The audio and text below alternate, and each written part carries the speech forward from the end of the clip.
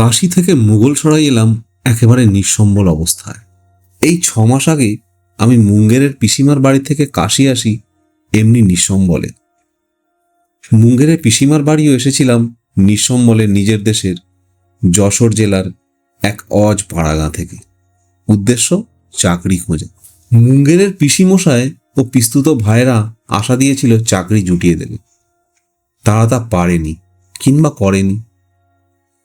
পিসিমা কেবলই স্রোত বাক্য দিতেন, থাকো না বাপু দুদিন, দেশ থেকে এসেছো, জলে তো আর পড়ে নেই তুমি, এমন কিছু নয় যে ঘরে তোমার কাঁচা ছেলে মেয়ে কাঁদছে বলে আপনি আর কাঁপুনি। কিসের ভয় তোমার? একটা পেটের জন্যে না চাকরি চটে পিসিমার কুড়েতে দুদিন রইলেই বা। এ কথা আমার ভালো লাগলো না। কেনই বা আমি পরের বাড়িতে বরাবর থাকতে আর খেতে যাব? তা হবে না। চাকরি না পাই চলে যাব এখান থেকে। চাকরি যদি না করব তবে দেশে কাকা সংসারই ভালো হতো, ওখানেই থাকতে পারতাম। কিছুতেই যখন কিছু হলো না, তখন একদিন কাউকে কিছু না বলে মুঙ্গের থেকে রওনা দিলাম। কাশি এসে অবশ্যই পত্র দিয়েছিলাম পিসিমাকে, আমি কাশি চলে এসেছি এবং ভালোই আছি। তিনি যেন না ভাবেন। কাশিতেই 6 মাস থেকেও কিছু জোটাতে পারিনি।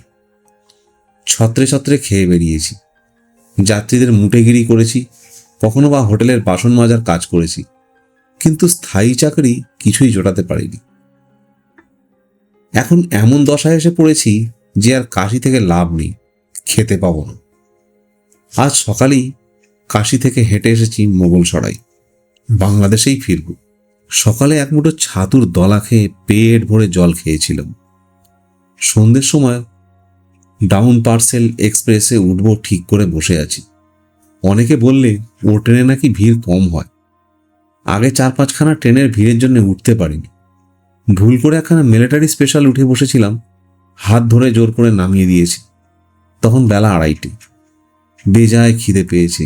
সন্ধ্যের আর বেশি দেরি নেই। আমি প্ল্যাটফর্মের এক প্রান্তে বসে আছি। আমার কাছেই প্ল্যাটফর্মের নিচে কয়েকজন পশ্চিমা লোক আটা মাখছে ও ডাল ভাজছে।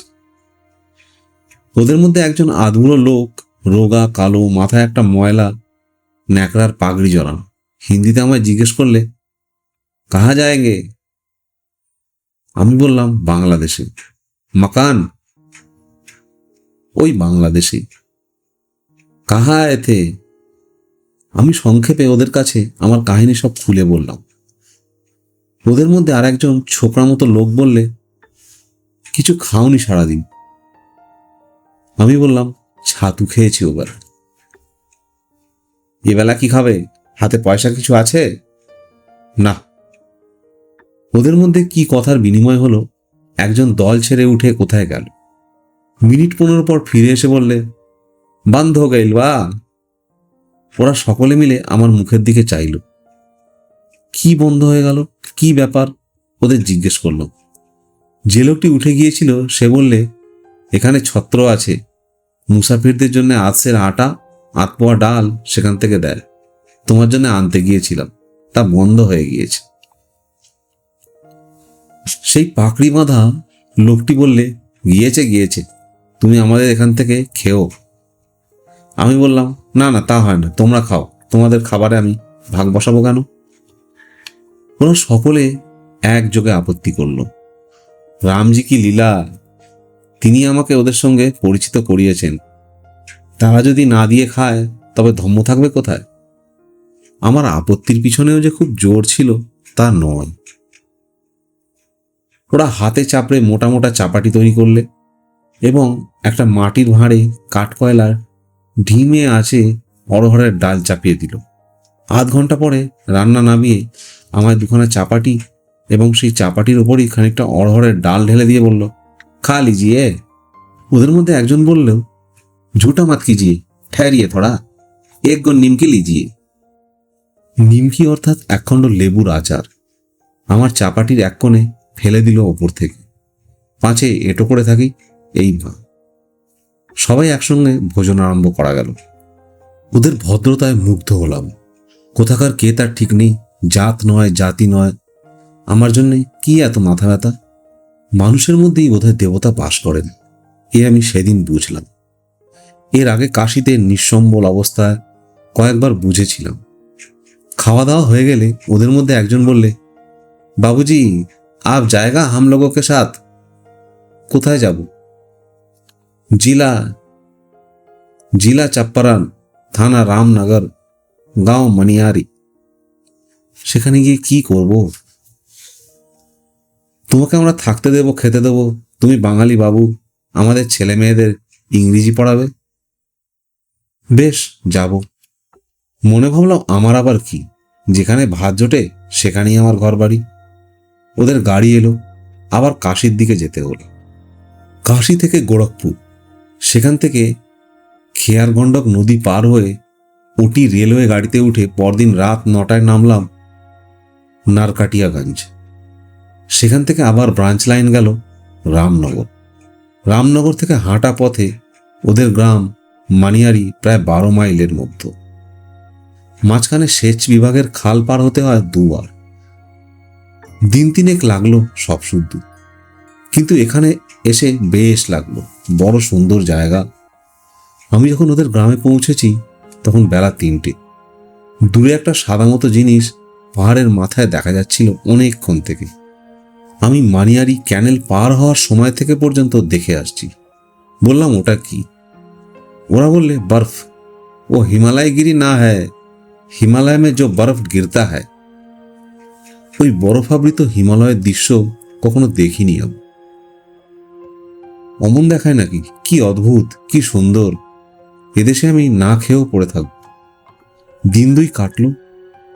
ওদের মধ্যে পাগড়ি পড়া আধবয়সী লোকটির নাম মাধোলাল। অতি ভদ্রলোক, অবস্থাও বেশ ভালো। পাড়াগাঁ অঞ্চলের বড় চাষি এবং গৃহস্থ। 25-26টা দুগ্ধবতী গরু বাড়িতে, দুধ দেয় প্রায় 1 মণ। ধান গমও যথেষ্ট। মাধোলালের বাড়িতে ওর মেয়ে রাখনি আমাকে বড় যত্ন করে। কেমন সুন্দর মেয়ে, আর কি শান্ত মুখশ্রী।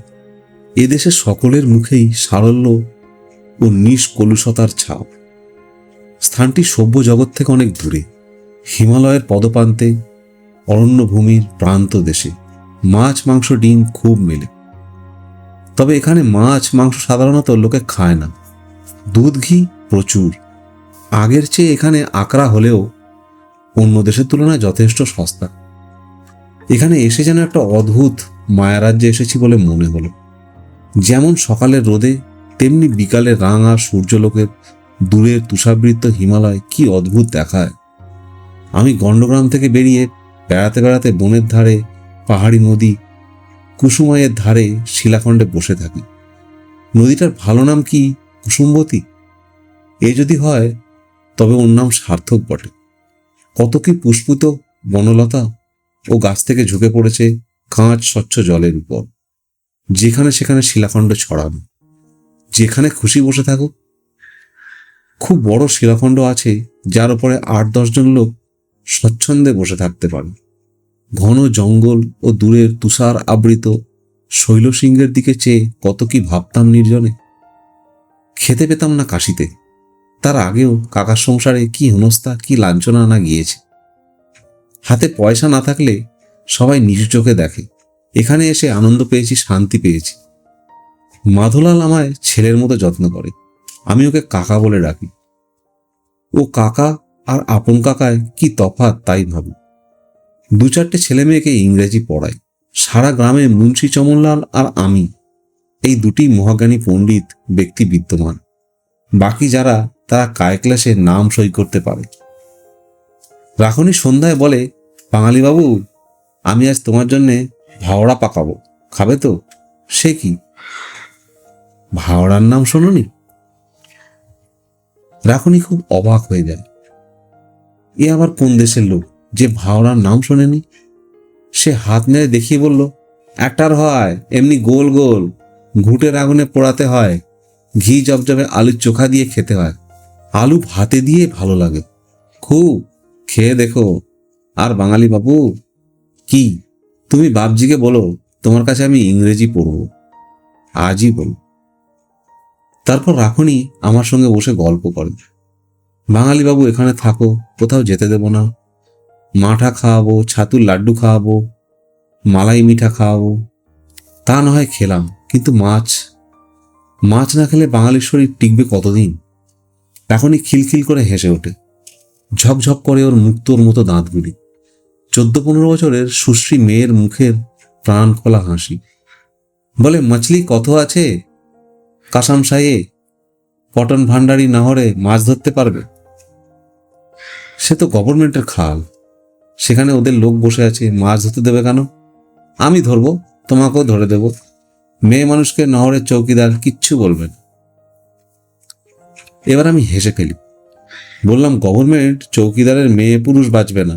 এখনই চুরি যে করে তার আবার মেয়ে মানুষ। দুজনেই খুব হাসি, আমোদ লেগেছে দুজনেরই। রাখনি এত ভালো মেয়ে, তার আপন পর জ্ঞান ছিল না। আমি ওদের বাড়িতে কেউ না, অন্নদাস বলা যেতে পারে। রাখনি কিন্তু আমাকে বড় আপনার জন ভাবত। তার সর্বদা চেষ্টা ছিল যাতে আমি অভুক্ত না থাকি, খেয়ে আমার পেট ভরে। এই জন্য তার কত যত্ন, কত অসম্ভব হাস্যকর প্রয়াস। আমি বলতাম, রাখনি, আমি বিদেশি লোক, আজ এসেছি কাল চলে যাব, তুমি আমাকে অত ভালোবাসো কেন? আমি চলে গেলে কষ্ট পাবে। রাখনি বলতিস, চলে যাবে বই কি, তবে কি? বিয়ে করব তোমাকে, দুজনে বাস করবো আমাদের বাড়ির পাশে। চলবে কিসে? বাবার কাছ থেকে জমি চেয়ে নেব, তুমি জমি চাষ করবে। ওইটুকু মেয়ের কি বুদ্ধি! আমার এমনি হাসি পেত। এর মধ্যে সব ঠিকঠাক করে বসেছে। রাখনিকে আমার বড্ড ভালো লাগত। ওর স্নেহ যত্ন ভোলবার নয়। অবশ্যই ওর বাবাকেও খুব ভালো লাগত। একদিনের জন্য আমার প্রতি তার অযত্ন দেখায়নি। আমি ওখানে মাস 6 থাকবার পরেই এক ঘটনা ঘটল। একদিন সন্ধ্যার সময় বেরিয়ে এসে দেখি বাড়ির সকলেই ব্যস্ত চঞ্চল ভাব, মুখ গম্ভীর। শোনা গেল মাধলালের স্ত্রীর প্লেগ হয়েছে। প্লেগকে ওখানকার লোক বড্ড ভয় করে। বাড়িতে লোকজনের আসা বন্ধ হয়ে গেল। গ্রামের চৌকিদার 11 মাইল দূরবর্তী থানায় খবর দিতে ছুটল। পরদিন সন্ধ্যায় মাধলালের স্ত্রী মারা গেল। তারপর মাধলালকে ধরল প্লেগে। তৃতীয় দিনে মাধলালও মারা গেল। একই সঙ্গে মাধলালের এক বৃদ্ধা পিসিও দেহ রাখল। 6-7 দিনের মধ্যে মাধলালের বাড়ির সকলেই কাবার হলো, রাখনি বাদ। প্লেগ তখন আশেপাশে 2-1টি বাড়িতেও ধরেছে। ইতিমধ্যে একদিন ডাক্তার এসে সকলকে প্লেগের টিকাও দিয়ে গেল। বেঁচে গেলাম আমি ও রাখনি, আধমরা অবস্থায় বাঁচা। আমার তখন কোনো জ্ঞান চৈতন্য নেই। এমন অবস্থা, এমন দুর্দিনের মুখ কখনো দেখিনি। প্রতি মুহূর্তে মৃত্যুর সম্মুখীন হয়েছি। মৃত্যুর সে কি করুণ দৃশ্য দেখেছি চোখের সামনে। রাখনিকে নিয়ে আরো মুশকিল। তাকে সান্ত্বনা দেব কি? নিজের চোখে জলই থামে না। যখন সব মিটে শেষ হয়ে গেল, প্লেগ থামল, তখন ওদের বাড়িতে আমি আর রাখনি আর ভক্তদাস বলে ওদের এক পুরনো চাকর, এই 3 জনে টিম টিম করছি। কয়েকদিন কেটে গেল। সরকারি লোকেরা এসে ঘরদোর ধুয়ে, ধোঁয়া দিয়ে, ওষুধ ছড়িয়ে দিয়ে, পুরনো কাপড় চোপড় পুড়িয়ে দিয়ে গেল। আমার আর ভালো লাগছে না, এখান থেকে বেরিয়ে পড়তাম। কিন্তু রাখনিকে কার কাছে ফেলে দিয়ে যাব, এই হয়েছে মহা সমস্যা। এ আবার কি বিষম বন্ধনে ভগবান আমাকে জড়ালেন তাই ভাবি। বেশ ছিলাম স্বাধীন, খাই না খাই, কোনো বন্ধন বা দায়িত্ব ছিল না। গ্রামের লোকে বলে, তুমি রাখনিকে বিয়ে করে ওদের বাড়িতে থাকো। অবস্থা ওদের সত্যিই ভালো। যথেষ্ট জমি জমা, গরু বাছর, গোলা ভরা ধান, গম, জব, সর্ষে, এসবের মালিক হয়ে থাকা বড় কম কথা নয়। ভেবে দেখো বাঙালি বাবু, এ বড় 4টিখানি কথা নয় আজকের দিনে। রাখনি, তাকে কি বলবো? সে তো আমাকে বেশ ভালোবাসে, দিনরাত কান্নাকাটি করে, আমি তাকে বোঝাই, সান্ত্বনা দিই। একদিন রাত্রে হলো কি, সেই কুসুমবতী নদীর ধারে এসে বসে আছি। রাত বেশি নয়, সবে সন্ধ্যা উতরেছে। ঘুলঘুলি অন্ধকার তখন গাছের তলা। এমন সময় রাখনি সেখানে এসে পেছন থেকে কাঁধে হাত দিয়ে দাঁড়ালো। চমকে উঠে বললাম, কে রে? ও তুমি? এমন করে আসতে হয়? ভয় করে না আমার? ভয় কিসের? ভূতের? তুমি তো ভূত মানো না বাবুজি। মানি নে, আবার ভূত না মানলেও ভয় করে এই অন্ধকার রাত। বসো রাখনি। ও বসলো আমারই পাশে, বসে বলল, কি? আমি ভাবছি এখান থেকে চলে যাব, অনেকদিন হলো এসেছি। যাবে? আর আমি, আমাদের ঘর বাড়ি? ভক্তদাস তো রইল, ও তোমার দেখাশুনো করবে, আমিও মাঝে মাঝে সময় পেলে এসে দেখে যাব। আমিও যাব তোমার সঙ্গে। কোথায় যাব? তাছাড়া ঘর বাড়ি, গরু বাছর, গোলা, জমি জমা, এসব কি হবে? ওসব ভক্তদাস নিক, আমারও তো কোনো দরকার নেই। সত্যি বলছি বাবুজি, কি হবে গরু বাছুর, ঘর দোর? তুমি যাকে হয় বিলিয়ে দিয়ে যাও, আমি এখানে থাকবো না, আমার ভালো লাগে না। কথা শেষ করে মিনতি সুরে আমার হাত দুটি ধরে বললে, আমায় ফেলে কোথাও যেও না বাবুজি, বলো যাবে না? আর যদি যাও আমায় নিয়ে যাবে। এখানে থাকবো কার কাছে বলো? কেন ভক্তদাস? না, আমি থাকবো না। ভক্তদাস মরে গেলে তখন কার কাছে থাকবো? সে ব্যবস্থা হয়ে যাবে তখন। না, ব্যবস্থা তো দরকার নেই বাবুজি, আমি তোমার সঙ্গেই যাব। আমি পড়ে গেলাম মহা ফাঁপড়ে ওর কথা শুনে। এতক্ষণ নির্জনে বসে এই কথাই কিন্তু আমি ভাবছিলাম, রাখনিকে নিয়ে কি করি, এই হয়েছে আজকাল আমার বড্ড ভাবনার কথা। আমি চুপ করে বসে আছি দেখে রাখনি বললে, শুনবে বাবুজি, আমার একটা কথা। কি? আমাকে এখান থেকে নিয়ে চলো। আমাকে শাদি করতে হবে না তোমাকে। চলো, তুমি আর আমি কোথাও গিয়ে ভগবানের নাম করি। কি হবে এখানে থেকে? ভালো লাগে না। আমি ওর মুখের দিকে অবাক হয়ে চাইলাম। 15 বছরের মেয়ের মুখে এ কথা সত্যিই আশ্চর্য। রাখনি এই বয়সে সংসার বিরাগিনী হয়ে উঠল কিভাবে? আমি বললাম, সত্যিই যাবে? ও জোর করে বলল, নিশ্চয়ই যাব, নিয়ে চলো আমাকে। এখানকার বিষয় আশয় বিলিয়ে দাও, কাউকে নয়তো ভক্তদাসকে দাও, ও থাকুক এ বাড়িতে, ভগবানের নাম করিয়ে চলো। গেলাম একদিন সত্যি ওকে নিয়ে চলে। এলাম গণ্ডক নদী পার হয়ে, গোরখপুর হয়ে কাশী। সঙ্গে ছিল প্রায় 400-500 টাকা আর রাখনির মায়ের অনেক সোনার গহনা। কাশী থেকে গেলাম হরিদ্বারে। এদিকে তখন আমার মনে হয়েছে নাবালিকা মেয়েকে নিয়ে চলে এসেছি, পুলিশে হয়তো উৎপাত করতে পারে। এক ধর্মশালায় উঠে দিন তিনেক থেকেই রাখনিকে নিয়ে কনখলে গেলাম। এক পান্ডার বাড়ি ওকে রাখলাম। রাখনি বলে, তোমার কাছে থাকবো। এখানে কেন? তুমি জায়গা ঠিক করো, আমরা দুজনে সেখান থেকে ভগবানের নাম করব। যত দিন যেতে লাগলো একটা আশ্চর্য ব্যাপার লক্ষ্য করতে লাগলো। হরিদ্বারে এসে পর্যন্ত ভগবানের পথে যাওয়ার জন্যে ওর প্রাণ ব্যাকুল হয়ে উঠতে লাগলো। এক বাঙালি সাধুর সঙ্গে আলাপ হয়ে গেল গঙ্গার ধারের ঘাটে। তার নাম স্বামী বসুদেবানন্দ। তার আশ্রমেও আমরা গেলাম। কনখলে গঙ্গার ধারে একটা পুরনো দোতলা বাড়িতে তিনি থাকেন। স্থানটি নির্জন, বাঁধানো ঘাট পুরনো বাড়ির নিচেই, পুরনো মন্দির ঘাটের ওপরই। কিভাবে আলাপ হলো তা বলি। আমরা সেই পুরনো ভাঙা ঘাটে গিয়ে বসেছিলাম সন্ধ্যাবেলা। ওপারে কি একটা পাহাড়, পরে তার নাম শুনেছিলাম চণ্ডীর পাহাড়। রাখনির বেশ গলা ও গুনগুন করে গান বাবার মুখে শেখা একটি রামজির ভজন ধরল। দেখি ওর চোখ ছলছল করছে। বললাম, রাখনি, আর একটু জোরে গাও, বেশ লাগছে। না, গাইব না, মার খাবে জোরে না গাইলে। দুজনেই হেসে উঠি। সত্যি কি সুন্দর কেটেছে এই হরিদ্বারের গঙ্গার ধারের দিনগুলি, মনে মনে তাই ভাবি। কি সুন্দর সন্ধ্যা, কি চমৎকার জ্যোৎস্নার আলো গঙ্গার নীল ধারার ওপর। আমি বসে আছি, এমন সময় ঘাটের ওপরের মন্দিরের আরতির ঘণ্টা বেজে উঠল। আমরা ঘাট থেকে উঠে আরতি দেখতে গেলাম। সুন্দর কৃষ্ণমূর্তি। আরতির পরে বৃদ্ধ পূজারী আমাদের হাতে প্রসাদের বাতাসা বিতরণ করলেন। স্বজাতির চেহারা দেখে মনে হলো তিনি বাঙালি, দেখলেই ভক্তি হয়। রাখনি বললে, জিজ্ঞেস করো না, উনি কি এ মন্দিরে থাকেন? আমি বিনীতভাবে জিজ্ঞেস করলাম, আচ্ছা, আপনি কি বাঙালি? তিনি হেসে বললেন, হ্যাঁ। তুমিও তো বাঙালি? আগে হ্যাঁ। কোথায় উঠেছ এখানে? এক পান্ডার বাড়ি। আমি তাকে রাখনির বিবরণ খুলে বললাম। রাখনিও ছলছল চোখে দেহাতি হিন্দিতে তার মনের কথা খুলে বলল। আমরা তার আশ্রয় প্রার্থনা করলাম। তার আশ্রমে আমাদের স্থান দিলেন। রাখনি কি খুশি! 7 দিনের মধ্যে সে সাধিকা সন্ন্যাসিনী বনে গেল। 15 বছরের মেয়ে।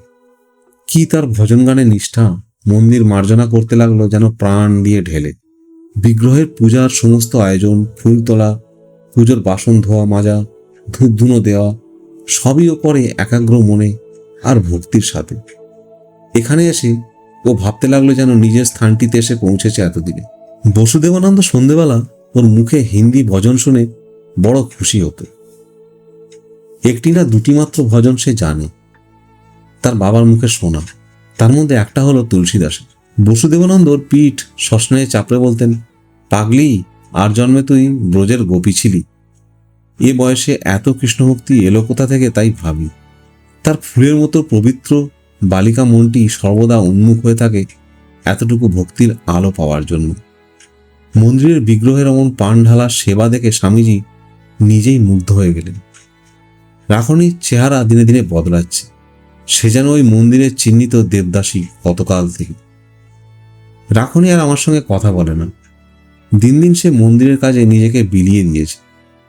ও দূরে সরে যাচ্ছে ক্রমশই আমার কাছ থেকে। একদিন ওকে বলি, রাখনি, আমি ভাবছি এখান থেকে চলে যাব।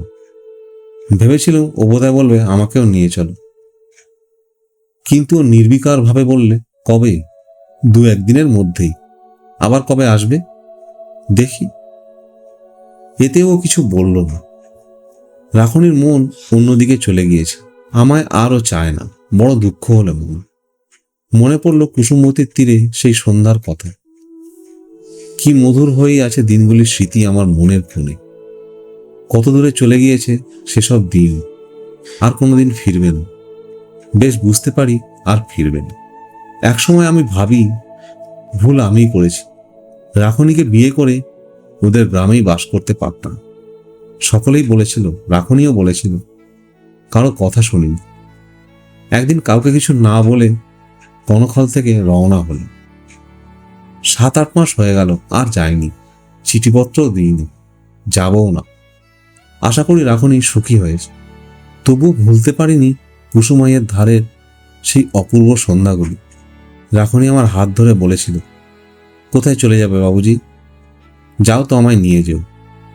পেছনের দিন পেছনেই পড়ে থাকে, আর কোনোদিনই সামনে এসে এগিয়ে দাঁড়ায় না। আমি এসে আবার কাকার বাড়িতে ঢুকেছি। কাকার গরু বাছুর বাঁধি, হাট বাজার করি, খুঁড়িমার মুখ নাড়া খাই, সঙ্গে দুটো ভাতও। নয়তো এ বাজারে আর ভাত পাচ্ছি কোথায়।